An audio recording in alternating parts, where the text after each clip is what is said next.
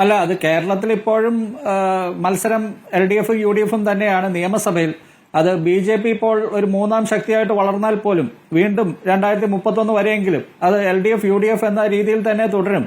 അപ്പൊ അടുത്ത തവണ UDF ജയിച്ചില്ലെങ്കിലാണ് BJPക്ക് വലിയൊരു സാധ്യത ഇവിടെ രണ്ടാം കക്ഷിയാകാനുള്ളത്. പക്ഷെ അടുത്ത തവണ ഈ LDFന്റെ ഇപ്പോഴത്തെ അവസ്ഥ വെച്ച് അവർക്ക് ജയിക്കാനും അത്ര എളുപ്പമല്ല. ഇവിടെ ഈ തൃശ്ശൂരിലേക്ക് വന്നാൽ തൃശ്ശൂർ എന്ന ഒരു ജില്ലയിൽ ഇവിടെ സുരേഷ് ഗോപി ആയതുകൊണ്ട് മാത്രം ജയിച്ചു, അല്ലെങ്കിൽ ജയിക്കില്ലായിരുന്നു എന്ന് വേണമെങ്കിൽ സമ്മതിച്ചാൽ തന്നെ അവിടെ കോൺഗ്രസ് എന്തുകൊണ്ടാണ് ഇങ്ങനെ ദുർബലമായത്? അവിടെ യുവ കോൺഗ്രസ് നേതാക്കൾ ആരും പ്രസന്റബിൾ ആയിട്ടുള്ള ആരും ഇല്ല എന്നാണ് ബഹുമാനപ്പെട്ട ശ്രീകുമാർ പറയുന്നത്. പക്ഷെ എന്തുകൊണ്ടാണ് അങ്ങനെ ഉണ്ടായത്? അവിടെ CN ബാലകൃഷ്ണനും തേറമ്പിലും ഒക്കെ വളരെ കാലം നേതാക്കളായിട്ട് തുടർന്നതുകൊണ്ടാണോ, അല്ലെങ്കിൽ അവിടെ ഇപ്പോൾ TN പ്രതാപനെ പോലെ ഒരു നേതാവ്, അദ്ദേഹം 2001 മുതൽ 3 തവണ തുടർച്ചയായി MLA ആയി.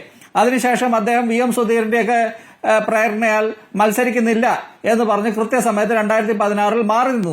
മറ്റു ചില MLA മാർക്കൊക്കെ സീറ്റ് നിഷേധിക്കാനൊക്കെ ഉള്ള ഒരു പദ്ധതിയുടെ ഭാഗമായിട്ട്. അതിനുശേഷം അടുത്ത വർഷം അദ്ദേഹം DCC പ്രസിഡന്റായി മാറുന്നു. തൃശൂർ DCC പ്രസിഡന്റായിട്ട് അദ്ദേഹത്തിന്റെ കീഴിലുള്ള പ്രവർത്തനം ഒന്ന് വിലയിരുത്തേണ്ടതാണ്. 2019 ആയപ്പോഴത്തേക്ക് അദ്ദേഹത്തിന് കൃത്യം ലോക്സഭാ സീറ്റ് കിട്ടുന്നു, അദ്ദേഹം ജയിക്കുന്നു. ആ ജയത്തിന്റെ പടിവാതിൽക്കൽ തന്നെ ഇതുപോലെ തന്നെ ഒരു കോൺഗ്രസിന്റെ ഒരു പാർട്ടി മീറ്റിംഗിൽ അദ്ദേഹം പൊട്ടിക്കരയുന്നു. എല്ലാ നേതാക്കളുടെയും മുന്നിൽ വെച്ച് പൊട്ടിക്കരയുന്നു, പറയുന്നു ഞാൻ തോൽക്കാൻ പോവുകയാണ്, അവിടെ സുരേഷ് ഗോപി ജയിക്കാൻ പോവുകയാണ്. ഇത് 2019 കാര്യമാണ്, 2024 കാര്യമല്ല. അന്ന് TN പ്രതാപൻ പൊട്ടിക്കരഞ്ഞെങ്കിലും അദ്ദേഹം അവിടെ 80,000-ൽ കൂടുതൽ വോട്ടുകൾക്ക് ജയിക്കുകയാണ് ചെയ്തത്, 90,000 വോട്ടുകൾക്ക് ജയിക്കുകയാണ് ചെയ്തത്. പക്ഷേ അവിടെ അദ്ദേഹം എന്താണ് ചെയ്തത്? 2019 MP ആയതിനു ശേഷം ഈ ലോക്സഭയിൽ കിടന്ന് ബാക്ക്ഗ്രൗണ്ട് മ്യൂസിക് പോലെ എന്തൊക്കെയോ വിളിച്ചു പറയുന്നത് ഒഴിച്ചാൽ, രാഹുൽ ജി എന്ന് വിളിച്ചു പറയുന്നത് ഒഴിച്ചാൽ അദ്ദേഹം മണ്ഡലത്തിൽ ഒരു പ്രവർത്തനവും നടത്തിയില്ല. അവിടെയുള്ള ജനങ്ങളെ അദ്ദേഹം വെറുപ്പിച്ചു. ആൾക്കാരെ ഈ കാണുമ്പോൾ കെട്ടിപ്പിടിക്കുന്നതും ഉമ്മ വയ്ക്കുന്നതും പോലെയുള്ള സ്റ്റണ്ടുകൾ ചെയ്യുന്നതിനപ്പുറം അവരുടെ ദൈനംദിന പ്രശ്നങ്ങളിൽ ഇടപെടുന്നത് അദ്ദേഹം ഒഴിവാക്കി. അദ്ദേഹത്തെ പോലെ ഒരു നേതാവിനെ ഇപ്പോൾ KPCCയുടെ വർക്കിംഗ് പ്രസിഡന്റ് ആക്കിയിട്ടുണ്ട്. എന്താണ് അദ്ദേഹത്തിന്റെ സീറ്റ് അനൗൺസ് ചെയ്തിട്ട് അദ്ദേഹം മാറി നിന്നതിന്? എന്നിട്ട് മുരളീധരനോട് KPCC അധ്യക്ഷനാകാൻ പറഞ്ഞ അദ്ദേഹം ആകുമോ?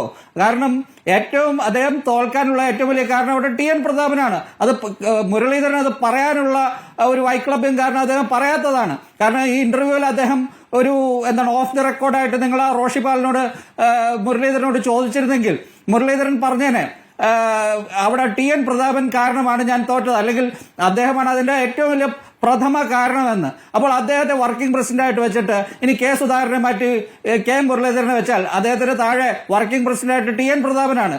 എന്തൊരു കോമ്പിനേഷൻ ആയിരിക്കും.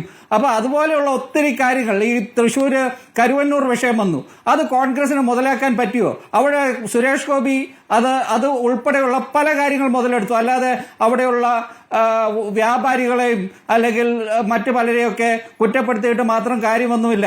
ഈ തെരഞ്ഞെടുപ്പിന് തൊട്ടു മുൻപ് വരെ ബഹുമാനപ്പെട്ട ശ്രീകുമാർ അവിടെ ജീവിക്കുന്ന ആളാണല്ലോ. അദ്ദേഹം പറഞ്ഞിരുന്നത് ഒരു കാരണവശാലും സുരേഷ് ഗോപി ജയിക്കില്ല എന്നാണ്. പക്ഷെ ഇപ്പോൾ അദ്ദേഹം ഇത്രയും വലിയൊരു ജയം സുരേഷ് ഗോപിക്ക് ഉണ്ടായപ്പോൾ പറയുന്നു ഇതെല്ലാം കോൺഗ്രസ് പോലും അറിയാതെ ഇങ്ങനെയുള്ള കാര്യങ്ങൾ നടന്നിരുന്നുവെന്ന്. അവിടെ ഈ വോട്ടർ പട്ടികയിൽ വോട്ട് ചേർത്ത കാര്യങ്ങളൊക്കെ കോൺഗ്രസുകാർക്കും അറിയാമായിരുന്നു. പക്ഷെ കോൺഗ്രസുകാർ പണിയെടുത്തില്ല. അവിടെ ജോസ് വള്ളൂരും MP വിൻസെന്റും ഇപ്പോൾ അവരെ രണ്ടുപേരെ മാറ്റി നിർത്തിയിട്ടുണ്ട്. പക്ഷെ TN പ്രതാപന് പ്രൊമോഷൻ കൊടുത്ത് KPCCയുടെ വർക്കിംഗ് പ്രസിഡന്റായി ഇങ്ങനെ ആക്കി.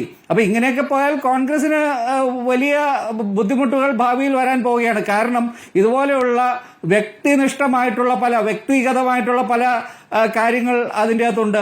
ഈ KPCC അധ്യക്ഷന്റെ കാര്യത്തിലേക്ക് തന്നെ വന്നാൽ അദ്ദേഹത്തിന്റെ കർത്തവ്യങ്ങൾ നിർവഹിക്കാൻ പറ്റാത്ത ഒരു ആരോഗ്യസ്ഥിതിയാണുള്ളത്. ഇപ്പൊ എല്ലാവരും കൂടെ അദ്ദേഹത്തെ ആനപ്പുറത്തിരുത്തി അദ്ദേഹം KPCC അധ്യക്ഷനാണ്, പിണറായി വിജയന് കട്ടയ്ക്ക് നിൽക്കുന്ന ഒരു കണ്ണൂരിൽ നിന്നുള്ള ശക്തനായ നേതാവാണ് എന്നൊക്കെ പറയുമ്പോൾ പോലും അദ്ദേഹത്തിന്റെ ഇപ്പോഴത്തെ ആരോഗ്യസ്ഥിതിയിൽ അദ്ദേഹത്തിന്റെ കർത്തവ്യങ്ങൾ നിർവഹിക്കാൻ പറ്റുന്നില്ല. അപ്പോൾ പിന്നെ അദ്ദേഹം മാറി വേറൊരു നേതാവ് ആ സ്ഥാനത്ത് വന്നില്ലെങ്കിൽ എങ്ങനെയാണ് കോൺഗ്രസിന് മുന്നോട്ട് പോകാൻ പറ്റുക?